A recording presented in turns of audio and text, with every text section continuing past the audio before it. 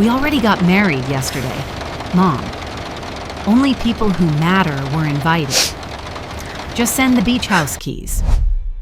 Those were the words that split my heart open. My only daughter, Lena, telling me I wasn't important enough to witness her wedding, yet important enough to hand over the one thing I had left of her father, our family's beach house. My name is Nora Whitfield. I'm 62, a widow. And until that phone call, I believed I still mattered in my daughter's life. But that demand, so cold, so transactional, wasn't just her voice. It was Gavin's shadow speaking through her, the man she had just married. That was the moment I knew. This wasn't about love or independence or boundaries. This was about control, money, and the house where every memory of our family lived. And if Gavin thought I would surrender it quietly, he had no idea who he was up against. Salt had chewed the paint off my window casement again. I scraped and tightened the hinge, while the Atlantic thudded the shore and the Body Island light blinked its steady warning beyond the dunes.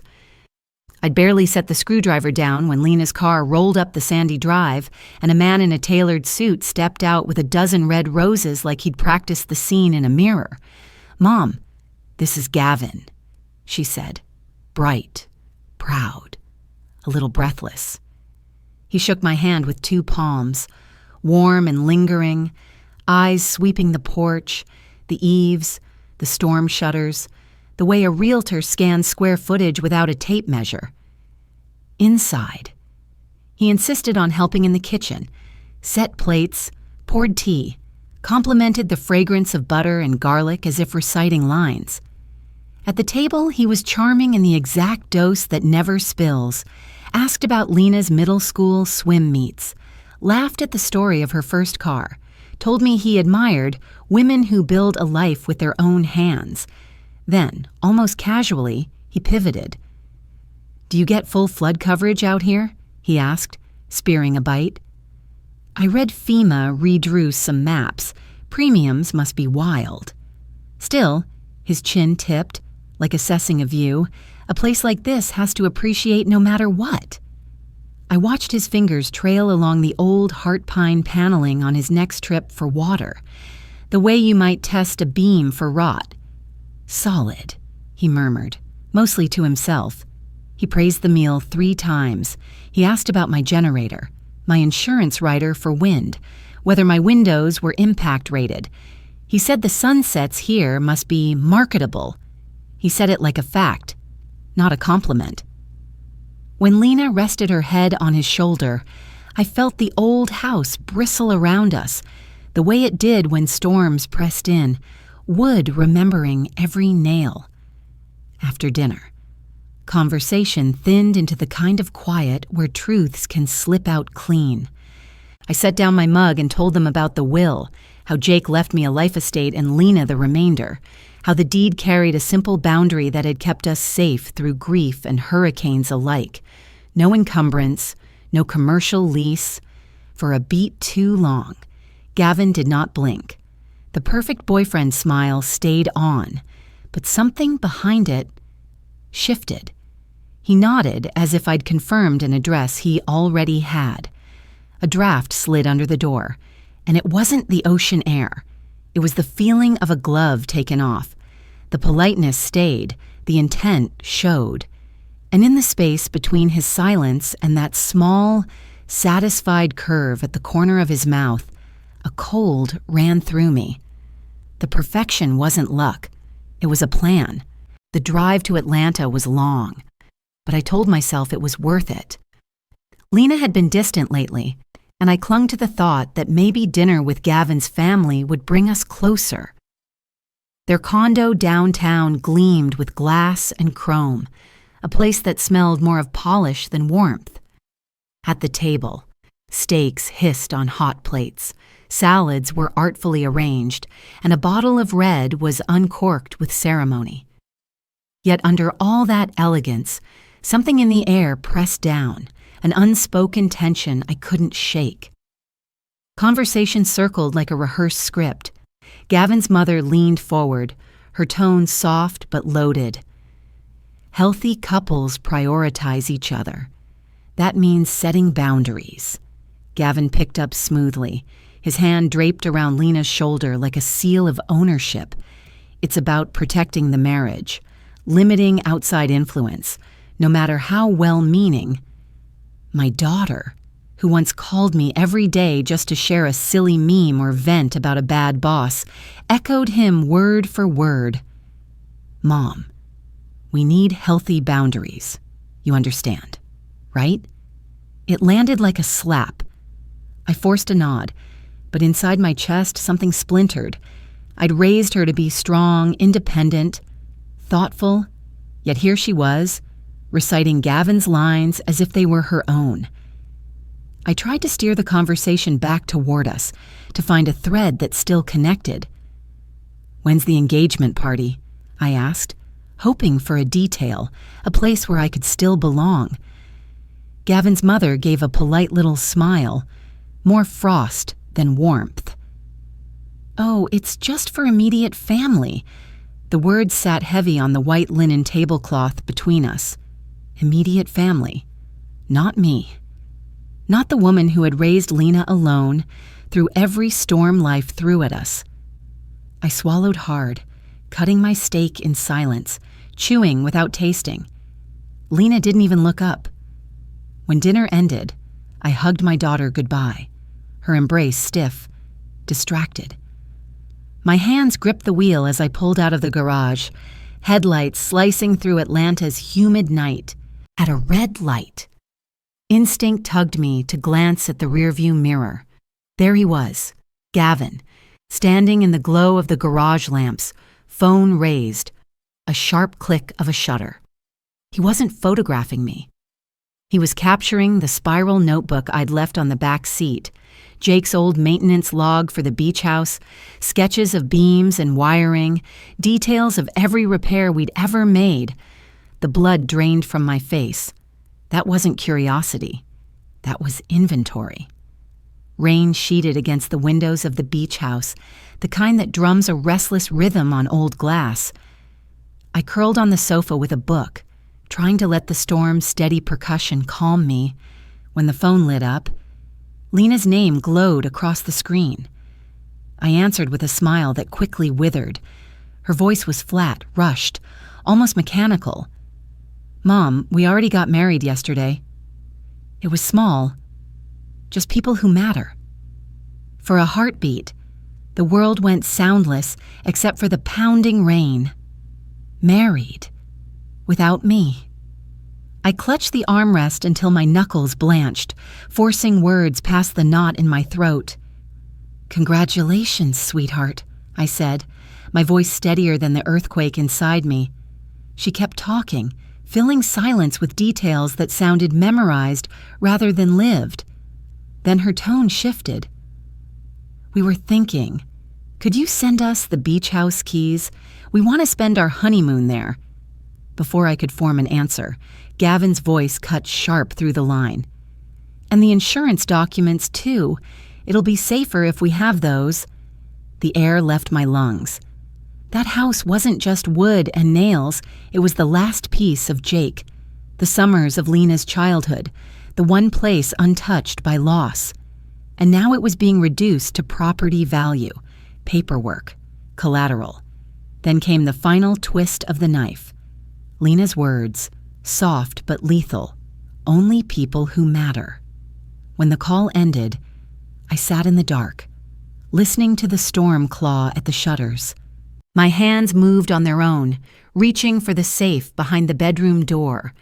Inside lay Jake's will and the deed, the pages yellowed but ironclad. I laid them on the table, smoothing the edges. My heart steady now. The grief of exclusion burned off, leaving something sharper in its place. If Gavin thought a honeymoon was his doorway into my home, he'd miscalculated badly. I whispered into the storm, more vow than thought. If he wants a fight, he's chosen the wrong woman. He won't take my house, and he sure as hell won't take my daughter. The morning air was sharp, the kind that seeps through your coat and makes your bones ache. I drove to the Dare County Register of Deeds with a knot in my stomach. Rows of manila folders and humming fluorescent lights greeted me, the quiet broken only by the shuffle of paper. I scanned through the public records until one file froze me in place.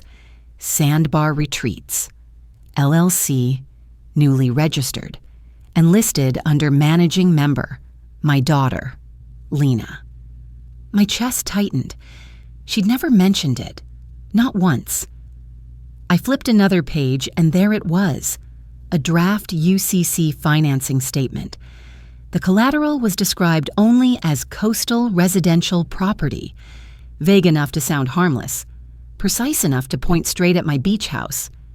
Nausea rose in my throat. Gavin hadn't just whispered ideas into Lena's ear, he'd planted her signature into a legal snare, making her the front for his theft. A perfect cloak of consent. I pulled my phone with trembling hands and dialed Ruth McKay, an old friend of Jake's, now a seasoned attorney. She listened. Then her voice came back, low and grave. If he gets a deed signed, Nora, even a fraudulent one, it could tie you up in court for years. He knows that. Her warning rang in my ears long after I hung up. By the time I stepped into a small cafe in Manteo, my hands shook so badly the coffee sloshed over the rim of the cup. Then my phone buzzed. An unknown number. One line, "Don't dig where you don't belong." I looked out through the fogged glass window, scanning the parking lot. Every shadow felt like his eyes on me. Gavin knew I was onto him. That night, under the soft glow of my kitchen light, I laid everything out on the oak table. My hands moved with a precision that came from years of triage. Only this time, I wasn't saving lives. I was preparing for battle. I pulled together a leather portfolio, wrapped it in silver paper, tied it with a white bow as if it were a delicate gift. Inside, I placed a copy of Jake's will with the clause written in black and white. No encumbrance, no commercial lease. I added the record of Sandbar Retreats, the draft UCC, and a formal letter of warning signed by the sheriff's office. At the last moment, I slipped in 2 keys, one real, one decoy. A test. A trap. On top, I wrote a note in my neatest hand. Congratulations on your marriage. Every husband should know his wife's family history. The next morning, I drove to Atlanta and left the package neatly outside their apartment door. My heart thudded like a drum all the way home. At exactly 2:17 p.m., the phone rang. Gavin's voice exploded through the receiver. "You crazy old witch! How dare you send this garbage!"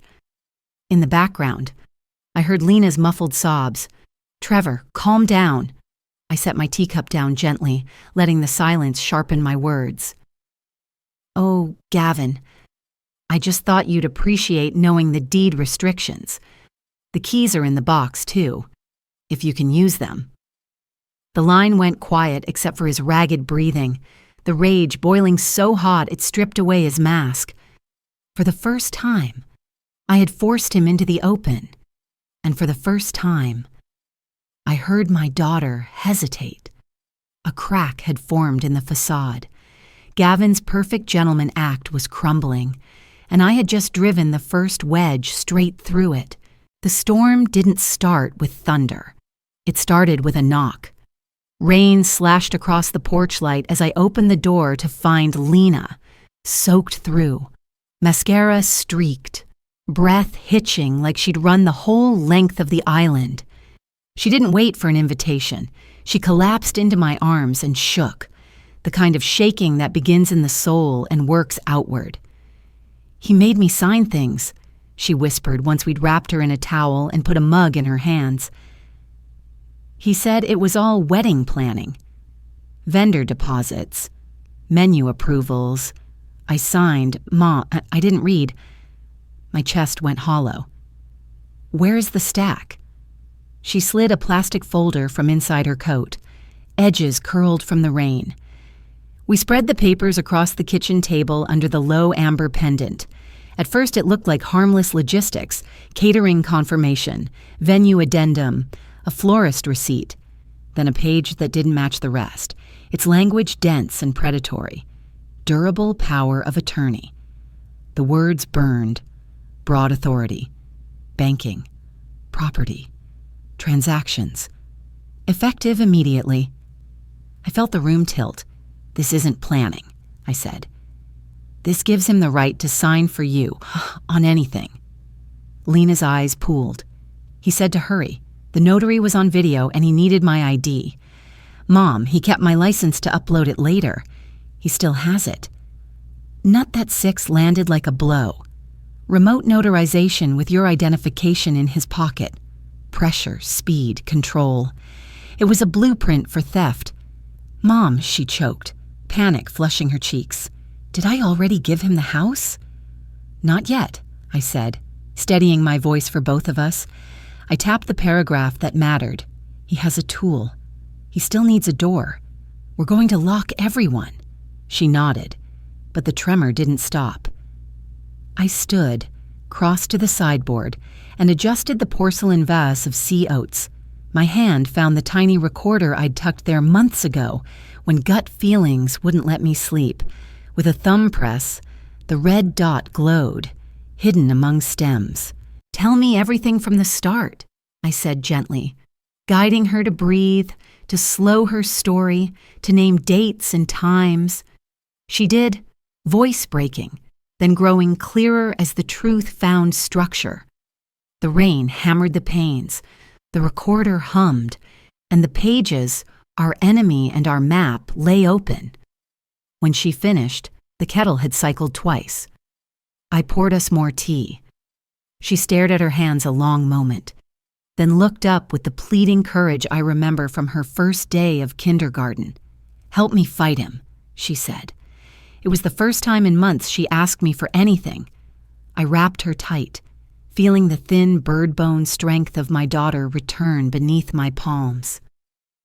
"I've been waiting for you to say that," I whispered. "We start in the morning." Outside, the wind found its voice. Inside, we found ours. By dawn, the clouds had sunk low and mean over the sound. We drove to Ruth McKay's office, tires hissing on wet asphalt, Lena clutching the folder like a lifeline. Ruth was already at her desk, sleeves rolled, printer spitting out forms as if it knew our names. "We'll file a TRO," she said, flipping to a template with practiced fingers. "Temporary restraining order. Ask the court to freeze any use of that POA and bar transfers on the beach house. We'll add a request to void the power for lack of informed consent and coercion." Paperwork stacked. Signatures flowed. Lena's hands shook only once. I steadied the page and she kept going. Ruth's paralegal called the Register of Deeds while we reviewed affidavits. When she covered the receiver, her face had gone pale. "They've got an appointment on the calendar," she said. "Quitclaim deed, tomorrow afternoon." A clock somewhere in my chest started ticking. Ruth's jaw tightened. "He's moving fast. We have to move faster." We hurried the TRO packet to the courthouse, the bailiff's radio crackling with weather alerts. The clerk accepted our filings, stamped each page with a heavy thunk. Nut that 8 came layered in caution tape. "We'll process as quickly as we can," the clerk said, eyes flicking to the window where rain needled the glass. "But the nor'easter is tracking right over us. If we lose power, things may slow." She didn't have to finish the sentence. Slow was the one thing we couldn't afford. Back at the house, the wind had picked up. Whitecaps chewed at the shoreline. Gulls flew low and fast. I climbed a step stool and snapped adhesive door sensors above each entry, testing the pings on my phone. Back door, armed. Side mudroom, armed. Slider, to the deck, armed. I texted Sheriff Millie Parks our situation. She replied within minutes. On call all night. Keep me posted. Nut that 9 clicked into place with each sensor chirp. If Gavin tried to force his door, he'd hit an alarm first. Evening fell in a bruised gradient. I made soup neither of us ate. The power flickered, steadied, flickered again. Lena dozed on the couch, the folder under her arm like a child's stuffed bear. My phone buzzed on the counter. No contact name. A message in the gray bubble, clean as a threat typed in an office somewhere. Enjoy your last night in that house. The letters felt colder than the draft weaving under the door. I forwarded the screenshot to Millie and Ruth, then set the phone face down to keep from staring at the words until they burned through. I stood at the window as the first real gust hit, a slap that rattled the panes and made the old bones of the house creak in answer. Beyond the dunes, the Atlantic heaved and roared. In the reflection on the glass, I could see myself, older, yes, but anchored, and behind me, Lena sleeping. The recorder's red dot a quiet heartbeat on the shelf. 2 storms were on their way. One wore rain, the other wore a smile. Neither of them knew the house they were hitting. The storm had grown teeth. By nightfall, the nor'easter tore across the Outer Banks with the kind of fury that made walls shake and seasoned fishermen cross themselves. The county sirens had already wailed the order to evacuate, neighbors' taillights streaming inland. But I stayed, the beach house groaning around me, my phone buzzing with every gust as the door sensors registered stress. The lights flickered once, twice, then held on with a weak hum. Lena sat rigid on the couch, her knees pulled to her chest, eyes wide in the dim glow. She wanted to run, but she also wanted to see the truth for herself. I couldn't deny her that. At 10:40 the phone vibrated hard against the table, a text in block letters. Back door opened. My breath locked in my throat. "He's here," I said. Within minutes, headlights carved through the sheets of rain outside. Sheriff Millie Park strode in, slicker snapping in the wind, flashlight already drawn. Together we pushed into the storm, boots pounding against sand and water. Inside, the sensor light blinked red. The kitchen door was ajar, the wind forcing it back and forth. We raised our beams, cutting through the shadows. And there he was.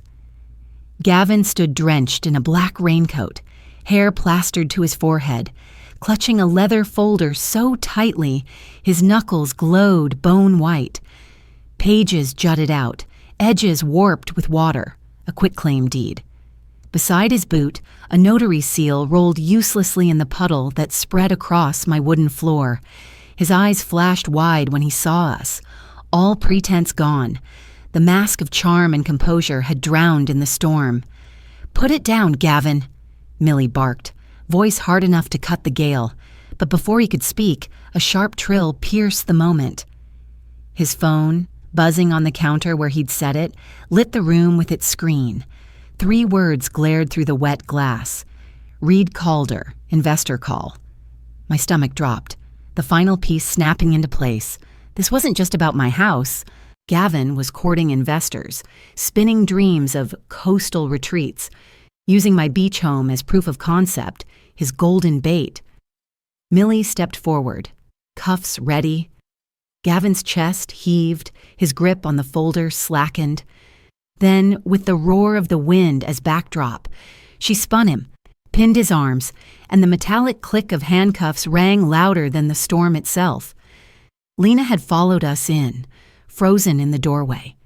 She pressed her hand to her mouth, tears streaming as she watched her husband of mere weeks bent at the waist, rainwater dripping off him onto the hardwood floor.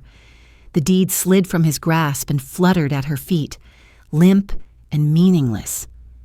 For the first time in months, she looked at me not with distance, not with suspicion, but with clarity. Her whole body trembled, not just from the cold. She had seen what I had always known, the predator, unmasked. The gale outside howled like a beast rattling its cage, but inside, A strange quiet settled. The fear, the doubt, the gaslighting, it all collapsed under the weight of those cuffs. As Gavin was led out into the storm, Lena reached for me, her fingers locked tight around my arm. I held her close, feeling her sob against my shoulder, the thunder shaking the windows behind us. The house had stood through countless tempests, and tonight it had withstood another, the kind no weather map could predict. For the first time in a long time, I felt peace in my chest, because the storm had taken more than shingles and power lines. It had taken Gavin's freedom, and I had taken my daughter back. The storm had passed, but the aftershocks were just beginning. A few weeks later, I sat on the hard wooden bench of the Dare County Courthouse, the air thick with damp and mildew from walls that had weathered decades of hurricanes. The courtroom was small, just a scattering of old oak pews polished by use, the flag draped limp in the still air, the overhead lights casting a weary yellow glow. It wasn't grand, but in this room, the truth would finally breathe. The clerk read through the docket. Then the bailiff called Gavin's name. He entered in a suit that didn't fit the way it once had, creased, damp at the collar, the polish of his presence gone. Lena sat beside me, fingers clenched tight in her lap. Her eyes never left him, though every blink looked like it stung. The first witness was the notary. He looked nervous, tugging at his tie as he took the stand. I was hired by Mr. Calder, he admitted, his voice carrying in the quiet room. He told me it was just paperwork related to a wedding. Some prenup, maybe. I never knew it was a power of attorney or a quitclaim deed. I wouldn't have done it if I'd known. Murmurs rippled through the gallery. The judge tapped his pen for silence. Next, Ruth rose and played the recording I'd made the night Lena broke down in my kitchen. Gavin's voice, smooth but careless, filled the room. Once I get the keys, the rest is paperwork. The jury shifted uncomfortably, glancing at one another. The words dripped with intent.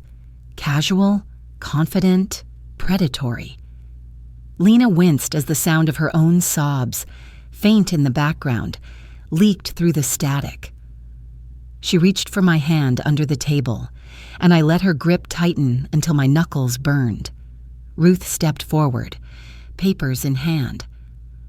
Her voice was calm, measured, a scalpel slicing clean. She laid out the terms of Jake's will, the transfer on death deed that secured the property line directly to Lena after my passing, the conservation easement that locked the land from ever being flipped for profit. Even had Mr. Rhodes succeeded in obtaining a forged quitclaim, Ruth concluded, he could never have perfected title. The property was protected by design, with redundancies to prevent exploitation.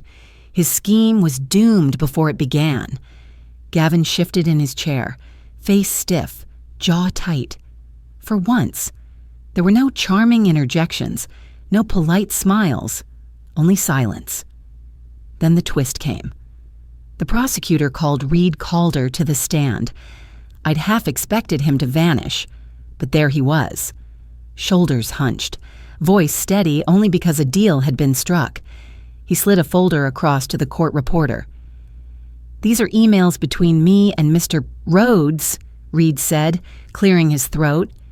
He described the plan in detail. He called it the Honeymoon access event. The idea was simple.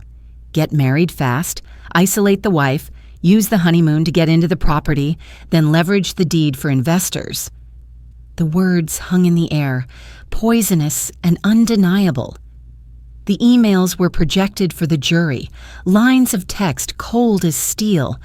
My stomach twisted, but not with fear, with certainty. The net had closed. The closing arguments barely mattered. The evidence was too sharp, too overwhelming. After only 2 hours of deliberation, the jury filed back in, faces set.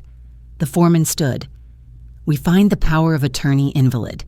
We find Sandbar Retreats LLC to be a fraudulent enterprise. We recommend the matter be referred for criminal prosecution at the state level." Gavin didn't explode this time. He didn't sneer. He simply dropped his head into his hands, shoulders hunched, the image of a man stripped of all his shine. The perfect mask had cracked beyond repair, and beneath it was nothing but ruin. Beside me, Lena exhaled for the first time in months, a sob escaping on the release. She leaned against me, trembling, but lighter, like someone who had finally woken from a nightmare. I didn't cry. Not yet. I sat straighter, hands folded, my eyes on the man who had nearly stolen my daughter and our home. The storm outside had long passed, but here, in this small, worn courtroom, justice had finally made landfall. The ocean was calm again, as if it had never clawed at the shore with such violence. A light breeze drifted over the dunes, carrying the clean scent of salt and sun. The nor'easter had passed, leaving behind broken branches and scattered shingles, but also a rare kind of stillness. The Outer Banks always knew how to heal itself. Lena and I stood barefoot on the cool sand, our hair pulled by the soft wind, stringing fairy lights between two weathered poles. The same lights she once dreamed about as a child, when she told me she wanted to be married here someday, barefoot, simple, surrounded by the sound of waves. She tied the last bulb in place, stepped back, and looked at me with eyes no longer clouded. "Next time I marry," she said quietly, "it'll be here, barefoot in the sand, with you by my side." The words pierced through the ache of the past months, washing over me like sunlight after endless rain. My throat tightened, and I pulled her close, arms wrapped around the daughter I had nearly lost to a predator's lies. Tears slid hot down my cheeks, but they were different this time. Tears of relief, of return, of promise. We stood there a long time, holding on, until the gulls circled overhead and the tide crept closer. Then we spoke of what came next. Not lawsuits, not trials, not the echo of his voice in a courtroom, but something better, something healing. We decided the beach house would no longer just be ours. For a few weeks each year, we'd open its doors as a free retreat for women who had lived under control, manipulation, or silence, a safe place to breathe, to mend, to remember who they were before someone tried to erase them. The house that had almost been stolen would instead become a sanctuary. As the sun dipped low, Body Island Lighthouse blinked awake, casting its rhythm across the darkening sea. A gull swept across the beam, its wings catching gold in the fading light. I whispered to Lena, to the house, to the wind itself. This house was never just wood and nails. It's where we find our way back to ourselves. The storm was gone. Justice had been served, and in its place, something stronger had risen, not revenge, but renewal, not bitterness, but love. The kind of love that binds mother and daughter, unshakable, even after the fiercest of tempests.